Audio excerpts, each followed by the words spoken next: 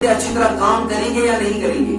لیکن ان نوجوانوں کو میں کہنا چاہتا ہوں جو ٹھیک ٹھاک ہونے کے باوجود بھی اللہ کے گھر میں نہیں آئے، اس نوجوان بیچارے سے پوچھو کہ جس کے دونوں گردے کام اس وقت نہیں کر رہے ہیں اور ہر ہفتے اس کو پیسے لگ رہے ہیں اور لاکھوں روپیہ خرچہ لگنے کا امکان ہے، کیا اس جوانی پہ کیا بھروسہ ہے، اس صحت پہ کیا بھروسہ ہے اگر اللہ کے گھر میں نہ لگے.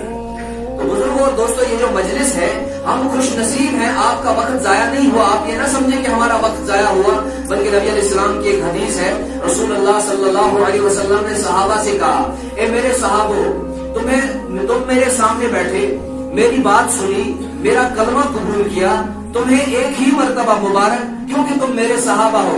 لیکن میرے وہ امتی جو نہ مجھے دیکھیں گے، نہ میری بات سنیں گے، نہ میری مجلس میں بیٹھیں گے، نہ قرآن کو اترتے دیکھیں گے، ان کو 7 مرتبہ مبارک ہو، الحمدللہ الحمدللہ الحمدللہ.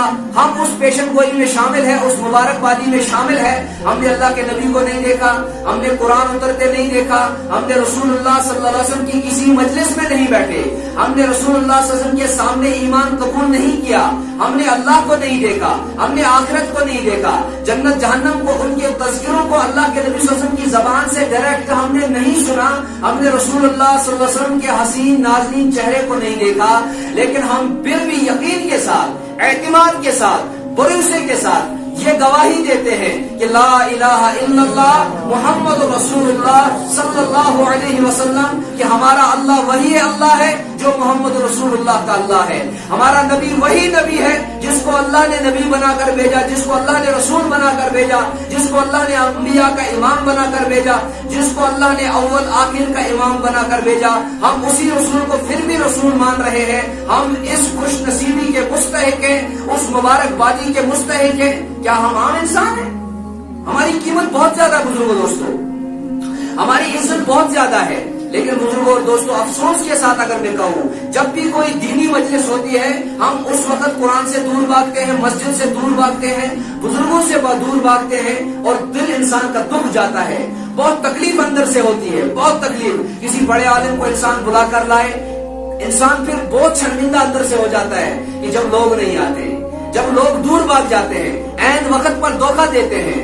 بزرگوں اور دوستوں، جنہوں نے قرآن کے ساتھ تعلق جوڑا آج تک، وہ دنیا میں بھی کامیاب ہوئے، وہ آخرت میں بھی کامیاب ہوئے. ہمارا مقصد دن کا رات کا ایک ہی مقصد ہے کہ ہمارے مکاتب کے ذریعے سے، مدرسوں کے ذریعے سے، ائمہ کے ذریعے سے یہ جتنی بھی محنت ہو رہی ہے کہ امت کا ہر مسلمان بچہ، امت کی ہر عورت، امت کی ہر بہن، امت کی ہر ماں اس قرآن کو پڑھنے والی بن جائے.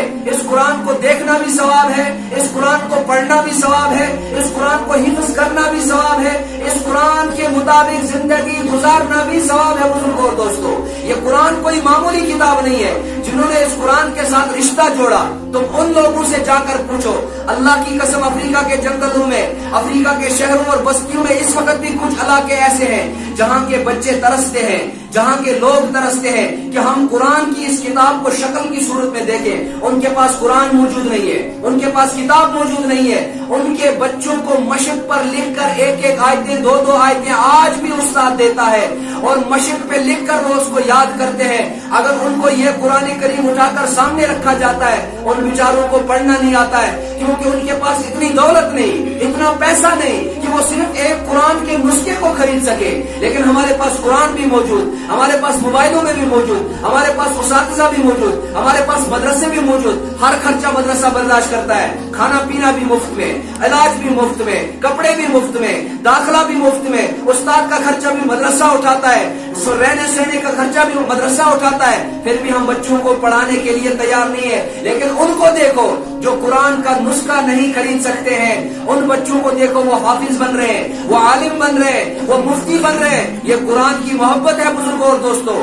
یہ وہ کتاب ہے جو لاریب کتاب ہے، جو شک و شبہ سے پاک کتاب ہے. اللہ کی قسم، آسمان زمین اس کتاب کو نہیں پکڑ سکے. اللہ کی قسم، پہاڑ اور دریا اس کتاب کو نہیں پکڑ سکے. یہ تو رسول اللہ صلی اللہ علیہ وسلم کا قلب اطہر تھا جس پر یہ نازل کیا گیا، جس پر یہ رفتہ رفتہ اتارا گیا اور جبریل امین کے ذریعے سے اتارا گیا.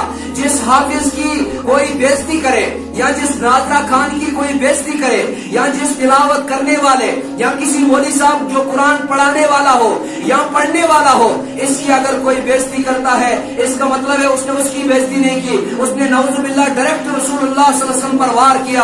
और जिसने रसूलुल्लाह सल्लल्लाहु अलैहि वसल्लम की ज़ात अक़दस पर वार किया, उसने सीधा अल्लाह की जात पर वार किया। और जो अल्लाह से दुश्मनी लेता है, दुनिया में उसका अंजाम अल्लाह ताला उसको दसा देते हैं, अल्लाह ताला उसको बुरी मौत देते हैं, अल्लाह ताला उसको बुरी बीमारियों में मुब्तला कर देते हैं। अल्लाह की कसम, अगर उसके पास करोड़ों रुपया भी दौलत हो, वो दौलत उसके काम नहीं आती। अल्लाह की कसम, जो इस हाफिज से दुश्मनी ले, कुरान को सीखने और सिखाने वाले से दुश्मनी ले, आप देखो कुरान की कितनी अजमत है। अल्लाह की कसम, दुनिया के जितने बड़े मजहब है, जितने बड़े मजहब, चाहे वो ईसाइयों का मजहब हो, चाहे वो और कोई मजहब हो, किसी के पास उनका कोई हाफिज नहीं है। आप देखो, इंजील का कोई हाफिज नहीं है। इंजील आसमान से उतरी थी, ईसाइयों ने उसमें तब्दीली कर दी, उनके पास अपनी सही किताब मौजूद है ही नहीं, उनकी किताब में गड़बड़ कर दिया गया, गड़बड़ी बर दी गई। लेकिन उनके पास कोई इंजील का हाफिज नहीं है वो ये कह सके कि हमारी किताब सही है या हमारी किताब किसी को याद है। किसी को याद नहीं है बुजुर्गों और दोस्तों। अच्छा, तौरात का देखें कोई हाफिज नहीं, ज़बूर का देखें कोई हाफिज नहीं,